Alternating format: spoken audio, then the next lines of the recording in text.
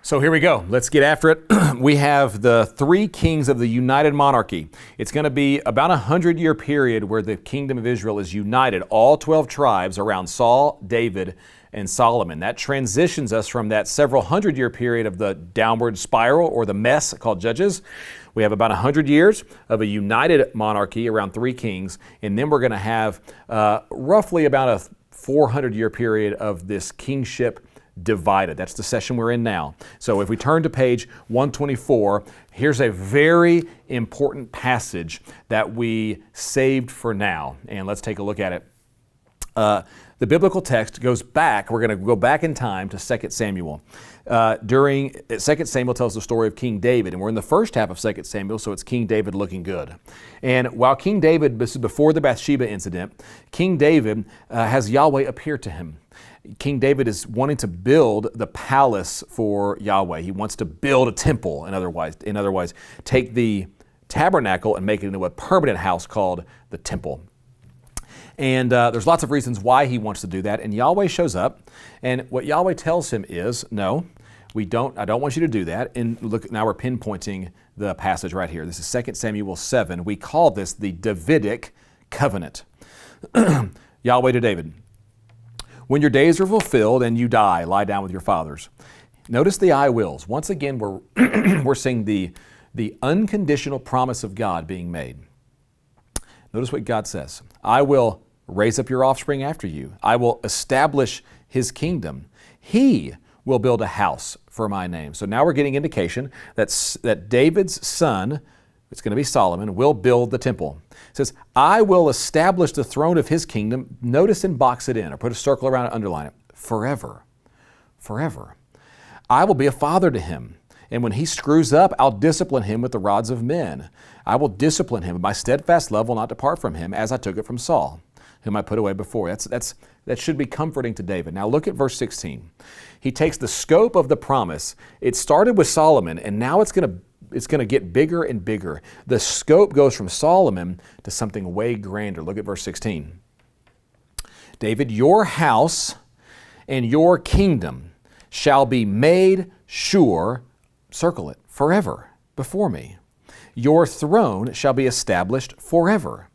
There will be a forever kind of promise about the king who will come from the line of David. A kingdom will be established through David.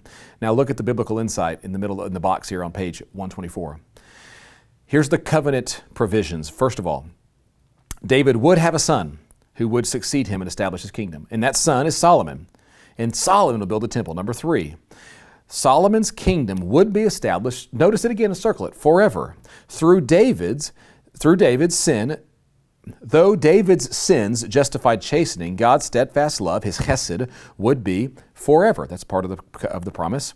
And David's house, his kingdom, and his throne would be established forever. See the biblical implications. Number 1, it does not promise that there will not be uninterrupted rule, but it promises that God will show favor on David's throne, and it will be forever. Number 2, that covenant right to rule was a promise to David's dynasty. And third, the covenantly we're going to see will be ultimately fulfilled when we turn the pages to our New Testament. And what I want us to do, we've been tracing this question as we've gone through the Panorama timeline. When we look all the way back to the Genesis account, God creates humanity to be his reflection of his goodness and grace. Humans are made in his image to reflect his beauty back to him into the rest of the cosmos. But at Genesis 3, we see that humanity tries to take Adam and Eve, take wisdom into their own hands and try to become like the gods that are there in Eden. And this unravels their being made in God's image, and now they will bring sin and death where they go instead of bringing life and blessing. But God made a promise.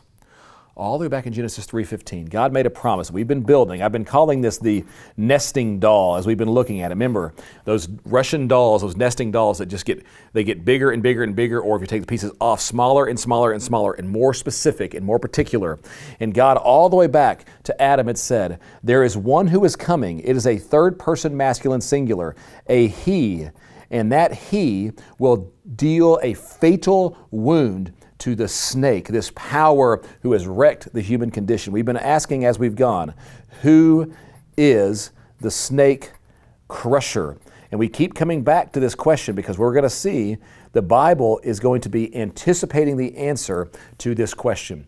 With Abraham, we saw God made a promise that through Abraham, he would get back on track this plan to bless all of the world through a human. It would be through Abraham and Abraham's family. And when we looked at Genesis 49, we saw that God said, the scepter will not depart from Judah until he, the one to whom it belongs, shall come. This promise is that a king will come, but it will come from the line of Judah. And as we continue to build on this picture that the Old Testament is presenting for us, now we get this promise to David, this covenant promise to David. When you are discipling people, we want to help them see the big story of the Bible. And the Old Testament story is a rescue mission. The story of the Bible is what humans have broken in a garden.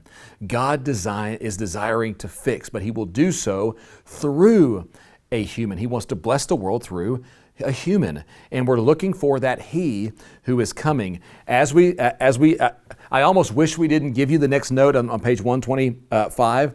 In Luke chapter 1, we have it printed for you, so we're giving away the ending. Obviously, we're going to be building this to Jesus, but we haven't gotten there yet. And I want you to see why the New Testament writers will immediately pick up on this. If you turn to the very first page in our New Testament, is Matthew saying this. And for many of us, we just blow right by it, but they would understand exactly what he's trying to say.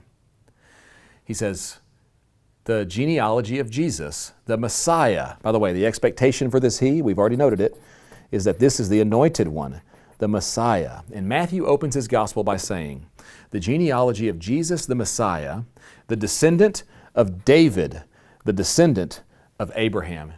Literally, Matthew could write that, and the careful, wise reader would understand everything he's trying to say. He could write that one sentence, drop the mic, and be done.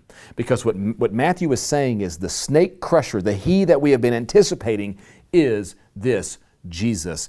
That's awesome. Look how Luke words it in Luke chapter 1. It's why all this kingdom of David language shows up at our Christmas story. Behold, you will conceive in your womb and bear a son, and you shall call his name Jesus.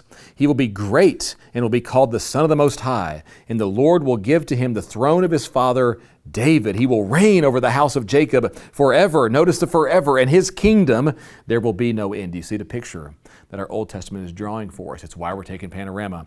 And so we stop right there before we do a little bit more review on Solomon and then see how this thing went haywire and our kingship divided.